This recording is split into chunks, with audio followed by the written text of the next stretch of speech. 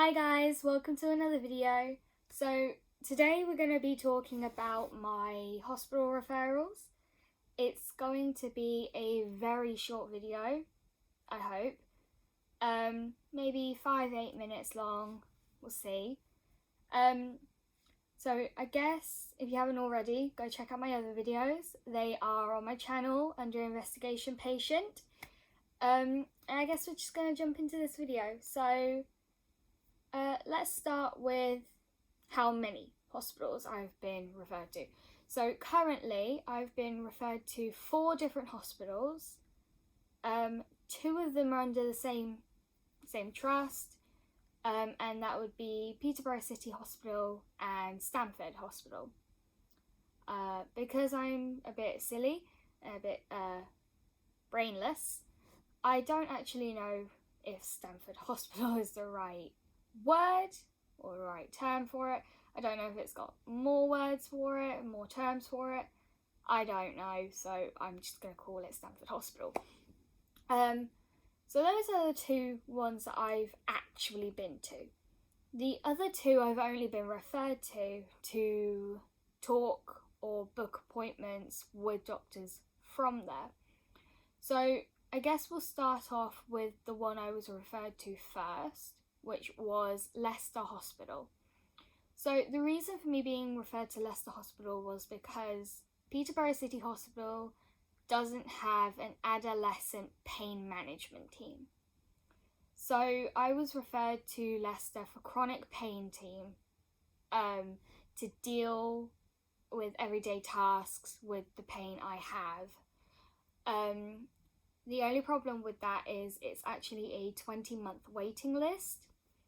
So because they only do it from 18 over here in Peterborough, I have to wait 20 months to book an appointment. And booking an appointment, well, that's going to take a couple months, they've said. So I've got my doctors fighting for me in the back corner with it. And I guess we are going to pray that I can get bumped up the waiting list somehow, because let's just say my doctors are pulling out all the big boys, all the big stunts. So I was referred there for chronic pain, mainly for my back, but they have now also added for my legs, my neck, and just a few other parts of this talking problem. So they've mainly tried to get me bumped up the waiting list because of my mobility issues. If you guys don't already know, I only just got out of crutches again a couple weeks ago due to a fall I had, and it caused my back pain to spread rapidly throughout my arms and throughout my legs, and I basically became temporarily paralysed for around a week. We didn't go to the ER because we knew what it was, because it's happened before, and it's a time when if I have a fall or a really bad spasm, what happens is it causes my body to feel like it's shutting down. So what happens is I'll start feeling pins and needles in my feet and my hands or something like that, and then it just goes numb. It starts spreading through either my arms or my legs. This time it was mainly my legs. My arms came back after maybe a day. But it was very hard for me to do anything, and I needed help doing the simplest things like getting changed or even just walking to the bathroom, which is very close to my room. It's just down the hallway, and our hallways are small. But going back to the actual topic for this week, so I've been referred to Leicester, like I've said maybe 3 times, for chronic pain for adolescents because I'm under 18. If any of you don't know, I am 15 years old, so I don't qualify for the requirements that they have here in Peterborough. So that brings us on to the 4th hospital that I was referred to. So this one's a bit more tricky So I have been referred to Adam Brooks in Cambridge. The reason for that is because of my spasms, mainly, and because of my back pain. So they referred me to Adam Brooks and to have a phone call with a spinal neurosurgeon on the 4th of November. So it's getting pretty close, and I will tell you a lot about it when it comes. So what's happening there is basically they think that the spasms are linked to my brain and that my back pain could be because of something that is wrong with my brain, basically. So they don't know if it is something that they can help fix because they don't know what it is at all. They don't know if it's something really rare. They don't know if it's anything at all. But basically,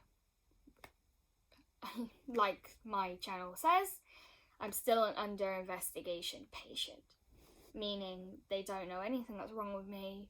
They just know all my symptoms and that they cause a lot of problems. So my spasms have actually been getting worse, meaning we actually we called again to Peterborough Hospital to talk to a doctor of mine. His name is Mr. Chimiki, and he is my orthopedic doctor. So I talk to him sometimes. It's not very nice. It's a bit rude, I would say. But he's the one helping me with Leicester, and he also told me to just call my GP because they say that my spasms could be linked to the headaches I get.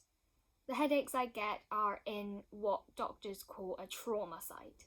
So if you guys don't know, I used to be abused as a kid in school by some bullies, and they would hit me in the head right there. So they'd make their hand into a fist like this, and then they would just go like that. And it would be very painful because they'd put a lot of force into it, and sometimes I'd get really dizzy and really bad headaches that I would have to go home because I just couldn't stay in school, and it made me really nauseous. So that's caused a little spike of concern with some of my doctors, and they forwarded that information onto the spinal neurosurgeon in Adam Brooks. So basically, that's actually going to be it for today. So I'm actually going to end the video here. However, if any of you have any questions, like I always say, just comment down below. Next video, I might answer them if there's enough questions there. I might do a Q&A. For those who don't know what Q&A is, that's question and answer. So basically, if you guys do want to ask some questions, just put them down in the comments. I'll write out a few, and then I'll hopefully be able to answer some of them. If not, then the next video I will do will be called Diagnosis Treatments Part 2. So in the diagnosis stages, I won't say my full diagnosis because I don't know it. What I'll do is I will explain certain testings and stuff like that I've gone through and are going through for a diagnosis. So it won't technically be a full diagnosis because I don't actually have one at the moment. However, it will be more based on the factors that are helping try and diagnose my illness or disease. So that's it for today. Thank you and bye!